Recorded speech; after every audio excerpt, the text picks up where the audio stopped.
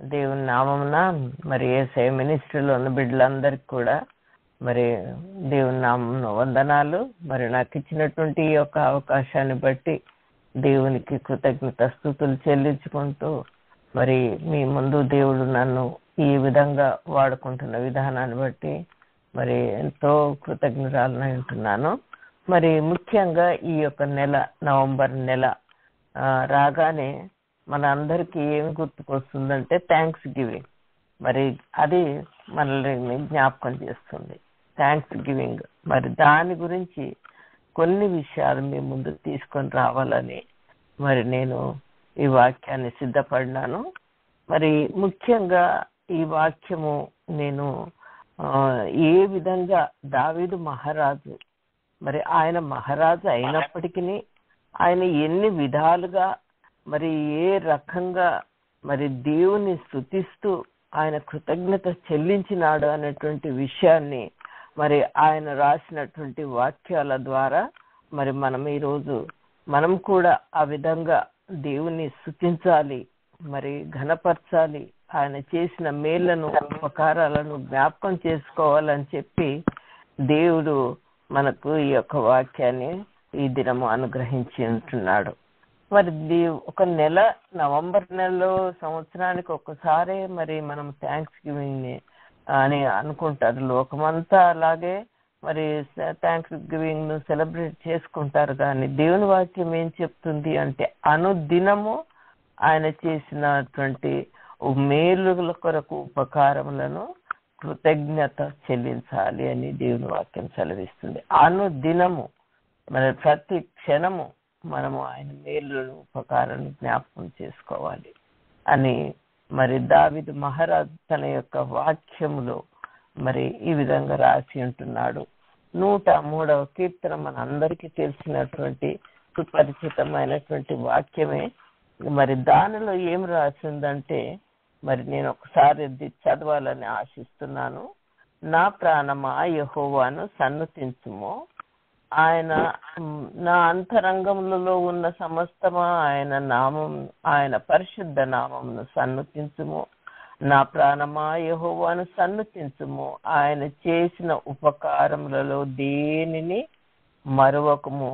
ఏది కూడా ఆయన మరవకూడదు అని చెప్పి ఒక కండిషన్ ఏంటి, మనం చేసేది ఏంటి లేదు, మనము చేసే భారం మోసే భారం ఏం లేదు, కానీ జ్ఞాపకం మాత్రం పెట్టుకోమంటున్నాడు. ఆయన చేసినటువంటి ఉపకారాలు, ఆయన చేసిన మేలు, మన జీవితంలో ఆయన చేసినటువంటి ప్రతి విషయం కూడా మరవకుండా దాన్ని జ్ఞాపకం చేసుకోమంటున్నాడు. ఆ విధంగా దావీదు మహారాజు కూడా ఆయన జ్ఞాపకం చేసుకుని ఆయన అనుభవపూర్వకంగా ఈ యొక్క వాక్యం రాసినట్లు మనకు అర్థమవుతుంది. కాబట్టి మనము ఆ యొక్క చిన్న కండిషన్ ఏంటి, ఆయన మన జీవితాల్లో చేసినటువంటి మేలు ఉపకారం జ్ఞాపకం చేసుకుంటే ఏమి ఇస్తాడు, ఏమి దానికి మనకు ప్రతిఫలం దొరుకుతుంది అని చూసినట్లయితే 3వ వచనం నుంచి నేను చదువుతున్నాను. ఆయన మన దోషములన్నిటినీ క్షమిస్తాడంట. మరి ఆ దేవుని యొక్క ఉపకారాలు, ఆయన చేసినటువంటి మేలు మనం జ్ఞాపకం చేసుకున్నట్లయితే ఆయన మన దోషములన్నిటినీ క్షమించేవాడు, మన సంకటములన్నిటినీ కుదుర్చేవాడు. మరి ఆ సమాధిలో నుండి నీ ప్రాణమును విమోచించి ఉన్నాడు. సమాధిలో నుండి అంటే మనము దేవుని యొక్క మరి ప్రేమను, ఆయన కనికరాన్ని, మరి ఆయన చేసిన ఉపకారాన్ని మరి మనము జ్ఞాపకం చేసుకోలేకపోతే, మరి ఆయన ఇచ్చిన రక్షణను మనము జ్ఞాపకం చేసుకోలేకపోతే మరి మనము సమాధిలోకి వెళ్ళేవాళ్ళమే. అయితే అక్కడి నుండి మనము నరకంలోనికి వెళ్ళకుండా మన ప్రాణాన్ని ఆయన విమోచించినాడు. ఎలాగ విమోచించినాడు మనకందరికీ తెలుసు. మన పాప భారం అంతా తన వీపుపై వేసుకొని శిలువ మరణం పొంది మరి రక్తము కార్చి చిందించి ఆయన మనకు ఇచ్చినటువంటి ఉచితమైన రక్షణ. కాబట్టి ఆయన కరుణా కటాక్షాలను మనకు ఆయన కిరీటంగా దయచేస్తున్నాడంట. మరి మనము మరి పక్షిరాజు యవనము వలె ఆయన మన మన ఆయన యవనము క్రొత్తదగునట్లు మేలుతో నీ హృదయంను తృప్తిపరుచున్నాడు. నిజంగా దేవుని యొక్క కృప మరి ఏ విధంగా ఉందంటే ఆయన కరుణా కటాక్షాలు, మరి ఆయన కరుణగల దేవుడు గనుక ఆ కరుణా కటాక్షాలే మనపై ఇస్తాడు. మనం ఎప్పుడైతే ఆయనను అంగీకరిస్తామో, ఎప్పుడైతే ఆయన యొక్క మేలును ఉపకారం జ్ఞాపకం చేసుకుంటామో, అప్పుడు ఆయన మనకు మరి ఈ యొక్క రక్షణ భాగ్యాన్ని అనుగ్రహిస్తాడు. మరి ఈ యొక్క మన సంకటాలలోంచి ఆయన మనలను మరి మన సంకటాలను కుదురుస్తాడు, మన దోషాలన్నిటినీ క్షమిస్తాడు. మరి కరుణను మన కిరీటంగా ధరింపజేస్తాడు. మరి మనము అలసి ఉన్నటువంటి సమయాల్లో, వృద్ధాప్యంలో కావచ్చు, మరి యవన ప్రాయంలో, మరి బలహీనతలో కావచ్చు, ఏ సమయంలో అయినప్పటికీ ఆయనను నమ్ముకున్నట్లయితే, ఆయన చేసిన ఉపకారం జ్ఞాపకం చేసుకున్నట్లయితే, ఆయన మనకు పక్షిరాజు యవనము, మనందరికి తెలుసు పక్షిరాజు యవనం ఏ విధంగా కోల్పోయినా తిరిగి అది పొందుకోగలుగుతుంది. కాబట్టి అలాంటి దేవుడు మరి మనకు కూడా అనుగ్రహిస్తానని ఆయన మరి వాగ్దానం చేస్తున్నాడు. ఆయన మాట తప్పని దేవుడు, మారని దేవుడు అయి ఉంటున్నాడు. కాబట్టి మరి అంత మాత్రమే కాదు, మనం పాపములను, మనం ఎంత పాపస్థులమో దేవునికి తెలుసు. మనం పాపంలో జన్మించినాము, తల్లి గర్భంలో నుండే పాపంతో మనము నిర్మించినాము. కానీ ఆయన మన పాపములను, మన శాపములను, మరి మన ప్రతికారం ఆయన మనకు మన పాపముల నిమిత్తం బట్టి, మన పాపం బట్టి ఆయన మనకు ప్రతికారం చేయలేదు. మన దోషములను బట్టి మనకు ఆయన ప్రతిఫలం ఇయ్యలేదు. లేకపోతే మనం ఎక్కడ ఉండేవాళ్ళమో, ఏమై ఉండేవాళ్ళమో. కానీ ఆయన కరుణ గల దేవుడు, దీర్ఘశాంతం గల దేవుడు. ఇవన్నీ కూడా మరి ఇంకొకటి ఏం చెప్తాడంటే, మన పాపములను ఎంత దూరపరుస్తాడంటే, మరి పడమటికి తూర్పుకి ఎంత దూరంగా ఉన్నాయో అంత దూరపరిచే దేవుడు అంటున్నాడు. ఒక కండిషన్ ఏంటి అంటే, ఆయన చేసిన ఉపకారములలో దేనినే మరవకూడదు. మనం కృతజ్ఞత కలిగిన జీవితాన్ని మనం కనపరుచుకోవాలి. అనుదినము ఆయన చేసిన మేళ్లకు కృతజ్ఞతాస్తుతులు చెల్లించాలి. అది దేవుని యొక్క వాక్యమై ఉంటుంది. మరి ఈ దావీదు మహారాజు తన మరి అనుభవపూర్వకంగా ఈ వాక్యం రాసినట్లు మనం చూస్తాం. మరి దావీదు మహారాజు ఎన్నో విషయాల్లో దేవునికి కృతజ్ఞత స్తుతులు కలిగి ఉన్నాడు. దయచేసి 92వ వచనం అధ్యాయంలో చూసినట్లయితే, కోమల దయచేసి 92వ అధ్యాయము తీసుకొని రెడీగా ఉండండి. అక్కడ ఏమంటున్నాడంటే, give thanks, good to give thanks to the lord. యెహోవా దేవుని స్తుతించుట మంచిది అని దేవుని వాక్యం సెలవిస్తుంది. దావీదు మహారాజు ఏమంటున్నాడంటే, యెహోవా దేవుని స్తుతించుట మంచిది. మరి మనకు కూడా ఆ పాఠం నేర్పిస్తున్నాడు. ఏ విధంగా ప్రభువును స్తుతించాలి, ఆయనకు ఏ విధంగా కృతజ్ఞతలు చెల్లించాలి, మరి ఎప్పుడు చెల్లించాలి అనేది కూడా ఆయన ఎంతో తేటగా మరి మన ముందు పెట్టి ఉంటున్నాడు. దయచేసి కోమల 92వ అధ్యాయము 1 నుంచి 5 వరకు చదవాలని కోరుకుంటున్నాను. కీర్తనలు 92:2. యెహోవాను స్తుతించుట మొదటి నుంచి 5 వరకు. మహోన్నతుడా, నీ నామమును కీర్తించుట మంచిది. ఉదయమున నీ కృపను, ప్రతి రాత్రి నీ విశ్వాస్యతను 10 తంతుల స్వరమండలముతో గంభీర ధ్వని గల సితారాతోను ప్రచురించుట మంచిది. ఎందుకనగా యెహోవా నీ కార్యము చేత నీవు నన్ను సంతోషపరచుచున్నావు. నీ చేతి పనులను బట్టి నేను ఉత్సాహించుచున్నాను. యెహోవా నీ కార్యములు ఎంత దొడ్డవి, నీ ఆలోచనలు అతి గంభీరములు. చాలు. మరి నిజంగా ఆయన యొక్క కార్యాలు, మరి ఆయన కృప ఎంత ఉంది అంటే మన పైన. మరి కాబట్టి ప్రతి రాత్రి, ప్రతి ఉదయం మనము 24 గంటలు ఆయనను స్తుతించాలి. ఏ విధంగా దావీదు మహారాజు స్తుతించాడంటే, 10 తంతుల స్వరమండలముతో గంభీర ధ్వనితో సితారతోనూ ఆయనను ప్రచురించుట మంచిది. ఆయన కూడా ఆ విధంగా చేసిండు. మరి మనము కూడా మరి దినమంతా కూడా రాత్రింబగళ్ళు మనకు సమయం ఉన్నప్పుడు ఆయనను స్తుతించుట ఎంతో మంచిది. ఎందుకంటే ఆయన మనలను సంతోషపెడుతున్నాడు. దుఃఖ సమయాల్లో ఆయన మనల్ని సంతోషపెడుతున్నాడు. మరి ఆయన చేతి పనులను బట్టి ఆయన మనకు ఉత్సాహించుటకు సమయాన్ని అనుగ్రహిస్తున్నాడు. మరి ఆయన కార్యములు ఎంతో గొప్ప కార్యములు కాబట్టి ఎంతో గంభీరములను వాక్యం సెలవిస్తుంది. కాబట్టి మనము రాత్రింబగళ్ళు కూడా యెహోవాను స్తుతించి ఆయనను ఘనపరిచి ఆయనను కీర్తించి ఉత్సాహించాలనేటువంటి మరి ఈ దావీదు ద్వారా దావీదు మహారాజు ద్వారా మనము హెచ్చరింపబడుతున్నాము. అలాగే 107వ అధ్యాయము మొదటి వచనం దయచేసి కీర్తనలు 107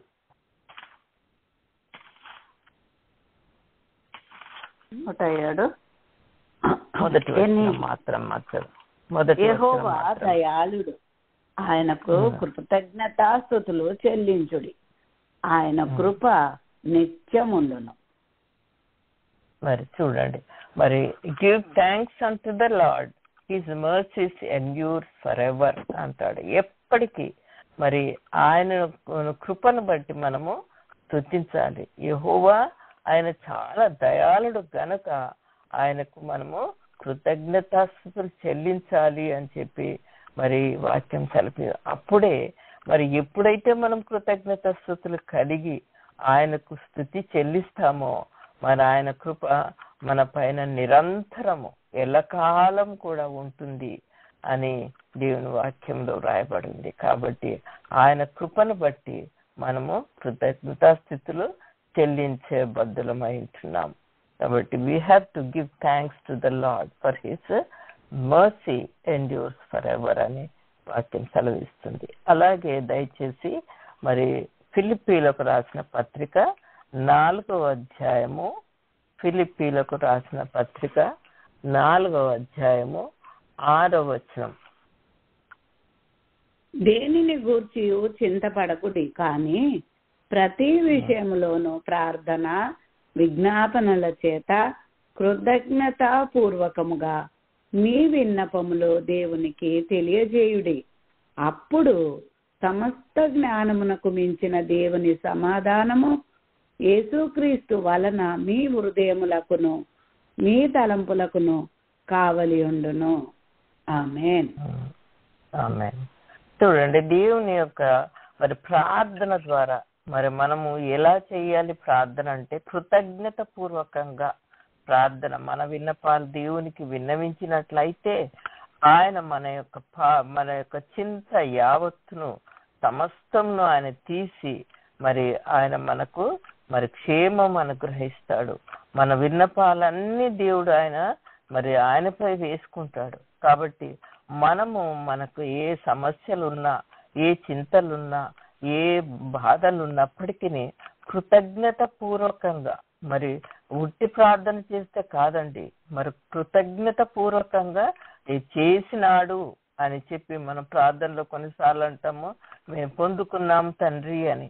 ఆ విధంగా మనం పొందుకున్నాము అనేటువంటి ఆ యొక్క విశ్వాసంతో ప్రార్థించి ఆయన కృతజ్ఞత పూర్వకంగా మనం ప్రార్థన చేసినట్లయితే ప్రతి చింత యావత్తు ఆయన మన నుండి తప్పించి మనకు నెమ్మది కలుగజేస్తాడండి.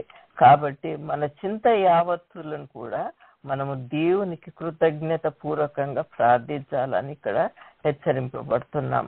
మరి ప్రతి విషయంలో మన చింత యావత్తును ఆయనపై వేసుకుంటాడు.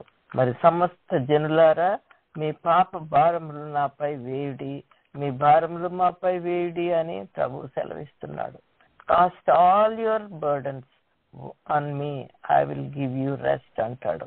కాబట్టి మనము కృతజ్ఞత పూర్వకమైనటువంటి ప్రార్థన ఆయనకు చెల్లించవలేనని ఇక్కడ మనము తెలియపరుస్తున్నారు మనకు. అలాగే కీర్తనలు 69:30 వచనం దయచేసి కీర్తనలు 69వ అధ్యాయము 30వ వచనం. కీర్తనలతో నేను దేవుని నామమును స్తుతించదను, కృతజ్ఞతాస్తుతులతో నేను ఆయనను ఘనపరచెదను. మరి చూడండి, ఇక్కడ మనం ఏ విధంగా మరి ఆయనను ఘనపరచాలి. We should magnify him with thanksgiving అని రాయబడి ఉంటుంది. కీర్తనలతో మనం పాటలు పాడుతుంటాం కదా, మరి మన పాటలు వ్యర్థంగా పోవు. ఆయన నామమును మనం స్తుతిస్తూ మరి ఆయన కృతజ్ఞత స్తుతులతో మరి ఆయనను ఘనపరుస్తున్నాం అన్నమాట. కాబట్టి ప్రార్థన, మన యొక్క కీర్తనలు మరి మన యొక్క స్తుతులు అవి వ్యర్థంగా పోవండి. అవి తప్పకుండా చేయాల్సింది. ఎందుకంటే ఆయన యొక్క నామాన్ని మనము ఘనపరచాలి. మరి దావీదు మహారాజు దేవుని నామాన్ని కీర్తనలతో ఆయన ఘనపరిచినట్లు మనం చూస్తాం. తంబుర, సితార వాయిద్యాలు వాయించుకుంటూ ఆయన యొక్క మరి గొర్రెల కాపరి అయినప్పటికీ, అక్కడ మరి ఎడారిలో ఉన్నప్పటికీ, ఎవరు వినలేనటువంటి స్థలములో ఉన్నప్పటికీ ఆయన మరి యెహోవా నామాన్ని ఘనపరిచినట్లు మనము చూస్తున్నాం. మరి కాబట్టి మనం అందరము కలిసి ఉంటాం, కానీ మనం మన కుటుంబాల్లో కానీ మన సంఘాల్లో కానీ ఆయన నామమును ఘనపరచడానికి కొంచెం వెనక ముందు అవుతుంటాం. కానీ మనము ఆయన నామాన్ని ఘనపరచడానికి దావీదు మహారాజు మనకు ఒక పాఠం నేర్పిస్తున్నాడు. కీర్తనలు పాడుతూ మరి ఆయన నామంను మనం స్తుతించాలి. అప్పుడే నిజమైనటువంటి ఈ యొక్క థ్యాంక్స్ గివింగ్ అని మనము చెప్పుకోవచ్చు, అని ఆచరించుటకు మరి బద్దలమై ఉంటున్నాం. మరి అలాగే 95వ అధ్యాయము 95వ చాప్టర్ లో మొదటి వచనం దయచేస్తే, కీర్తనలు 95:1. రండి, యెహోవాను గూర్చి ఉత్సాహధ్వని చేయుదము, మన రక్షణ దుర్గమును బట్టి సంతోషగానము చేయుదము, కృతజ్ఞతాస్తుతులతో ఆయన సన్నిధికి వచ్చెదము, కీర్తనలు పాడుచు ఆయన పేరిట సంతోషగానము చేయుదము. చూడండి, మరి దేవుడు ఎందుకు ఆయనను కృతజ్ఞత స్తుతులు చెల్లించాలంటే ఆయన మన రక్షణ దుర్గము. మరి he is our rock of our salvation. మన రక్షణ దుర్గం ఆయన ఉంటున్నాడు. దుర్గము అంటే మనందరికి తెలుసు, ఏ శత్రువు కూడా ఆ దుర్గంలోనికి ప్రవేశించడు. ఆయన మన చుట్టూ ఉంటాడు. మనం ఏ పరిస్థితిలో ఉన్నప్పటికీ ఆయన మనలను కాపాడే దేవుడు, రక్షించే దేవుడు. ఆయన మనకు ఒక దుర్గములాగా ఉంటాడు, మన ఒక కోటలాగా ఉంటాడు. కాబట్టి మరి ఆయన మన రాక్ ఆఫ్ సాల్వేషన్. కాబట్టి ఆయనకు మనం కృతజ్ఞత స్థుతులు చెల్లించాలి. ఆయన మనలను రాత్రింబగళ్ళు ఇశ్రాయేలును కాపాడువాడు, కునుకడు నిద్రపోడు అని ఏ విధంగా రాయబడి ఉందో ఆ విధంగా ఆయన మనలను రాత్రింబగళ్ళు కాపాడుతూ ఆయన కోటగా వలె మనకు కావలి ఉంటున్నాడు. ఎందుకంటే ఎప్పుడైతే మనం రక్షణ పొందుకుంటామో అప్పుడే మనకు ఈ యొక్క భద్రత, ఈ యొక్క ఆపుదల, ఈ యొక్క క్షేమ అభివృద్ధిని మనకు దేవుడు అనుగ్రహిస్తాడు. కాబట్టి మరి ఆయనను ఏ విధంగా స్తుతించాలి, ఆయన మన రక్షణ దుర్గమైనప్పుడు ఏ విధంగా స్తుతించాలంటే మరి ఆయనను ఉత్సాహ ధ్వని చేయిస్తూ మరి ఆయనను సంతోషంగా గానము చేయించు మరి కృతజ్ఞతాస్తులతో ఆయన సన్నిధికి మనము రావాలని చెప్పి దేవుని వాక్యం సెలవిస్తుంది. మరి అప్పుడే మరి దేవుడు మనకు ఆశ్రయ దుర్గమై ఉంటాడు. కాబట్టి 100 శామ్ చూస్తే 100 చూడండి, దయచేసి చదవండి. 4వ వచనం. 100 చెల్లించుచు ఆయన గుమ్మములలో ప్రవేశించుడి, కీర్తనలు పాడుచు ఆయన ఆవరణములో ప్రవేశించుడి, ఆయనను స్తుతించుడి, ఆయన నామమును ఘనపరచుడి. చూడండి, దేవుని వాక్యం ఏమి, మనము ఆయన నామాన్ని ఘనపరచాలి.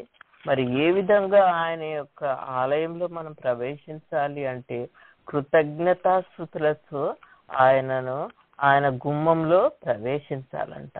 కీర్తనలు పాడుతూ ఆయన ఆవరణంలో ప్రవేశించాలి అని వాక్యం సెలవిస్తుంది. మరి ఆయనను స్తుతించుడి, ఆయన నామంను ఘనపరచుడి అని చెప్పి దేవుని వాక్యం సెలవిస్తుంది.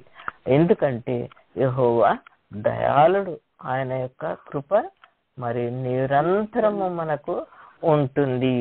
నిరంతరము నిత్యము మనకు ఆయన కృప తోడై ఉంటుంది. కాబట్టి ఆయన సత్యము తరతరముల వరకు మనల్ని వెంబడిస్తుంది అని దేవుని వాక్యం సెలవిస్తుంది. కాబట్టి మనము కూడా మరి ఆయనకు కృతజ్ఞత స్తుతులు కలిగి ఉండాలని, మరి ఆయనకు హృదయపూర్వకమైనటువంటి కృతజ్ఞతలు చెల్లించాలని వాక్యం మనకు బోధిస్తుంది. అలాగే 1 తెస్సలోనికయలు రాసిన పత్రిక, దయచేసి 1 తెస్సలోనికయలు 5వ అధ్యాయము 18వ వచనం దయచేసి చదవాలని కోరుకుంటున్నాను. ప్రతి విషయమునందును కృతజ్ఞతాస్తుతులు చెల్లించుడి, ఈలాగు చేయుట యేసుక్రీస్తునందు మీ విషయములో దేవుని చిత్తము.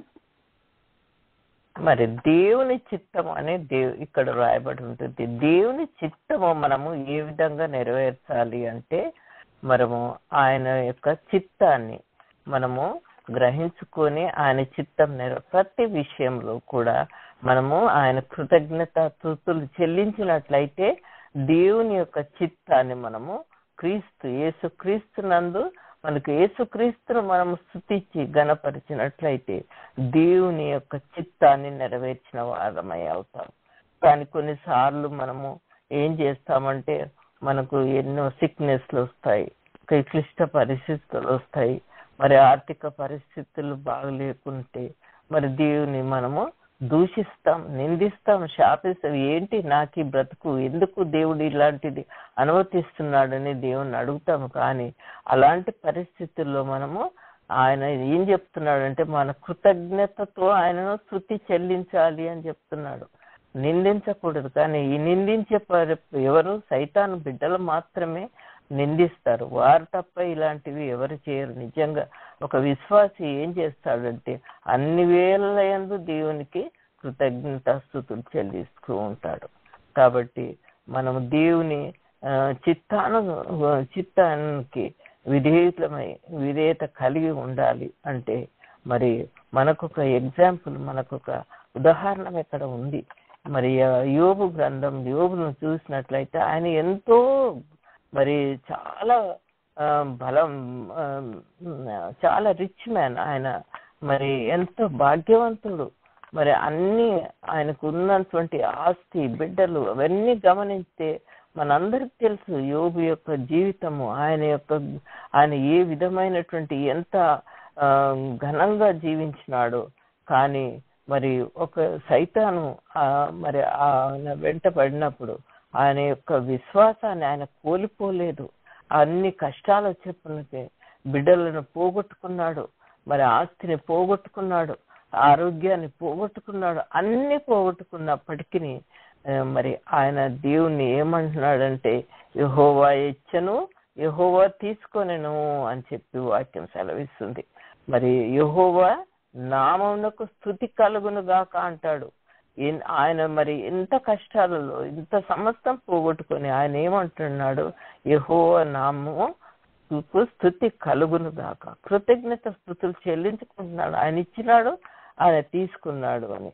మరి కాబట్టి మరి అలాంటి పరిస్థితిలో మనం ఉన్నట్లయితే మరి దేవునికి మనము స్తుతి చెల్లించడానికి మనం ధైర్యం తెచ్చుకోవాలి, విశ్వాసంలో పెంచుకోవాలి. మరి దేవుడు ఆ యొక్క మరి విశ్వాసం ద్వారా యోబుకు తిరిగి ఆయన పోగొట్టుకున్నది అంతయు మరి ఆయన దేవుడు తిరిగి అనుగ్రహించినాడు. మరి రెండంతలుగా ఆయనకు మరి ఆయన దేవుడు అనుగ్రహించినట్టు మన వాక్యంలో చూస్తున్నాం. అలాగే మనము గమనించినట్లయితే మరి ఇది చివరిదిగా చూస్తే ఈ thanks giving is an expression of faith అంటాడు. మన విశ్వాసాన్ని వ్యక్తపరచుకునుట, మరి కనపరుచుకునుట అని అర్థం. కాబట్టి మనము మన విశ్వాసాన్ని ఏ విధంగా వ్యక్తపరచుకోవాలి, ఏ విధంగా మనము దేవునికి స్తుతి చెల్లించాలి అని చెప్పి మనము గమనించినట్లయితే మరి ఆది కాండము 1 నుంచి అంటే చదివే అవసరం లేదు, మనందరికి తెలుసు. 4వ అధ్యాయము మరి 1 నుంచి 7 వచనాలు చదువుకుంటే అక్కడ దేవుడు మరి ఆదాము అవ్వలకు ఇచ్చినటువంటి 2 కుమారుల విషయం మనం అక్కడ చూస్తాము. కయ్యూను ఏబేలు యొక్క అర్పణలు మనము అక్కడ గమనిస్తుంటాం. మరి వారు మరి ఏ విధంగా దేవుణ్ణి మరి వారు అప్పుడు ఆ సమయంలో మరి ఆదాము అవ్వల సమయంలో మరి ఏ లేవికాండంలో చూస్తే అనేకమైన పాత నిబంధనలు చూస్తే అనేకమైనటువంటి అర్పణలు, అనేకమైనటువంటి ఫెస్టివల్స్ మనం అక్కడ చూస్తాం. కానీ ఆదాము అవ్వలకు ఆ ధర్మశాస్త్రం లేదు, మరి ఇవన్నీ చెప్పడానికి కూడా ఏమి లేదు. కానీ మరి వాళ్ళు మాత్రము మరి ఆ టైంలో మరి ఆదాము అవ్వలకు మరి దేవుడిని కనికరము, ప్రేమను అనుభవించిన వారు. ఎందుకంటే వారు మరి దేవుడి యొక్క అనుమతిని వారు మరి భంగపరిచినారు. దేవుని యొక్క ప్లాన్ అంతా వారు భంగపరిచినారు. వారి అవిధేయత ద్వారా మరి వారు ఎంతో మరి శిక్షణ పొందుకోవాల్సింది. మీరు ఆ పండును తిన్న దినమున మీరు చనిపోతారు అని అన్నారు. కానీ మరి దేవుని యొక్క కనికరము ద్వారా, దేవుని ప్రేమ ద్వారా వారు చనిపోలేదు. కానీ తిరిగి వారికి రక్షణ ఇవ్వాలని, మరి తిరిగి వారిని సజీవ లెక్కలో ఉంచాలని, తిరిగి తన యొక్క రూపంలో వారిని మార్చుకోవాలని చెప్పి మరి దేవుడు అక్కడ అనుమతిస్తాడు. అది ఆదాము అవ్వలు గ్రహించి ఉంటున్నారు.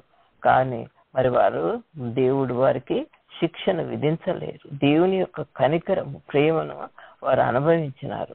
మరి అదే దేవుని కనికరము, ప్రేమ కయ్యూను ఏబేలు కూడా బోధించినట్లు మనం గమనిస్తాం. కానీ కయ్యూను ఆ యొక్క ప్రేమను గ్రహించలేదు. మరి